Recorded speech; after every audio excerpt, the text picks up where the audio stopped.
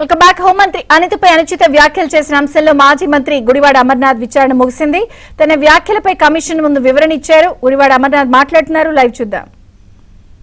వ్యక్తిగతంగా వచ్చి సమాధానం చెప్పాలన్నటువంటి ఉద్దేశంతో ఈరోజు ఆనరబుల్ కమిషన్ ముందు హాజరవడం జరిగింది.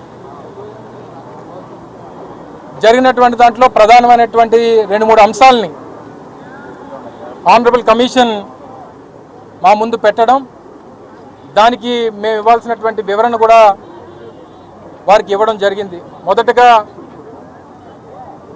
గడిచినటువంటి 12వ తారీఖున రాష్ట్ర వ్యాప్తంగా జరిగినటువంటి వెన్నుపోటుకు 2 ఏళ్ల కార్యక్రమానికి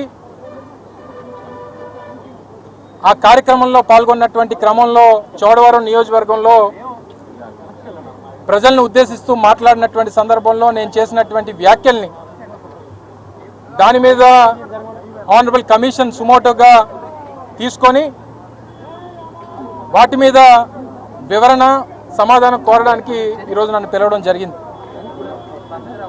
అందులో ప్రధానంగా 3 అంశాలని, ఒకటి నేను మేకప్ మంత్రి అన్నానన్నటువంటిది, దాని మీద మీరు ఏ వివరణ ఇస్తారో అనేటువంటి మాట వారు కోరడం, దాంతోపాటు ఇది యావత్ మహిళా లోకాన్ని కించపరిచినట్టుగా దీన్ని భావించవచ్చా అనేటువంటి విషయాన్ని వారు అడగడం జరిగింది.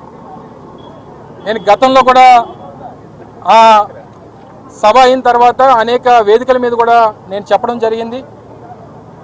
దాన్ని తెలుగుదేశం పార్టీ ఒక ఫ్యాబ్రికేటెడ్ ఉద్యమాన్ని తీసుకొని వచ్చి దళితులని, మహిళలని, యావత్ మహిళా లోకాన్ని కించపరిచినట్టుగా మాట్లాడానని, లేనిపోయినటువంటి తప్పుడు ప్రచారాన్ని చేసి ఒక ఫ్యాబ్రికేటెడ్ ఉద్యమాన్ని నడిపించేటువంటి కార్యక్రమం చేశారు.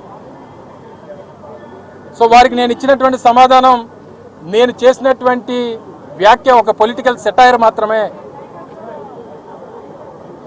గతంలో వారు నా మీద చేసినటువంటి వ్యాఖ్యలు, మా నాయకుడి మీద చేసినటువంటి వ్యాఖ్యలు అనేక సందర్భాల్లో మా నాయకత్వాన్ని, మా నాయకుల్ని ప్రొవోకేట్ చేస్తూ,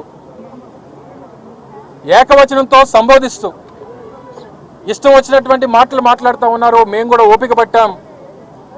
దాదాపు 4.5 సంవత్సరాల నుంచి ఇష్టం వచ్చినటువంటి మాటలు, నేను గతంలో మంత్రిగా ఉన్నప్పుడు కానీ, మా నాయకులు జగన్మోహన్ రెడ్డి గారు ముఖ్యమంత్రిగా ఉన్నప్పుడు కానీ, వారు గత 2 ఏళ్ల క్రితం వారు అధికారంలోకి వచ్చిన తర్వాత, వారు మంత్రి అయిన తర్వాత కానీ ఇష్టం వచ్చినట్టుగా నోరు పారేసుకునేటువంటి కార్యక్రమం చేస్తారు.